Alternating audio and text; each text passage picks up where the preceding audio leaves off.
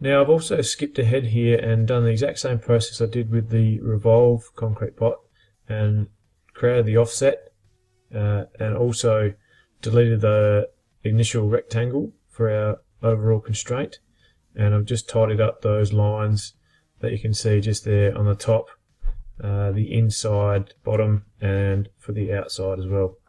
So once you've trimmed those up using the hexagonal shape, you can finish the sketch, and then we've got our sweep here, focusing again on the outside mould. We can redo the sweep, and this time we can select the outside profile, and then our path is the same path that we swept the hexagonal pot around.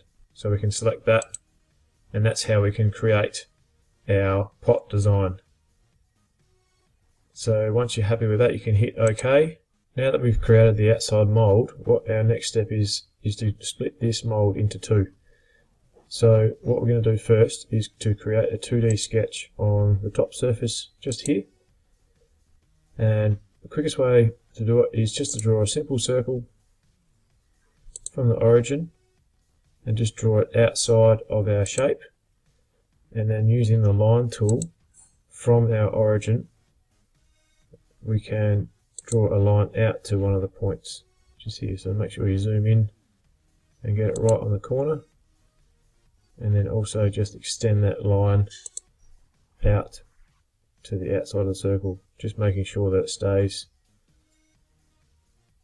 parallel with that original line that you've just drawn, and it goes all the way to the edge of the circle. And do the same on the other side. We'll draw that all the way through now. So that's gone all the way to the outside edge just there. The reason that I draw it through the points is so that when the moulds come together, the points are the edge where the moulds are joining, and it makes it a little bit easier to clean up once the concrete has set. So once you're happy with that, no dimensioning really needed. The most important part is that line through the center, and also that circle is clearing the outside of the mould. So finish the sketch on that one. Now what we can do is just using the extrude tool, we're going to extrude cut one of those sides all the way through until we remove all of the material. So this pot was 100mm tall, so we're going to cut that and make that 100mm, and you can see just from the preview that it's cut away 1/2 of our mould. So hit OK, and that is how we can create 1/2 of our moulds.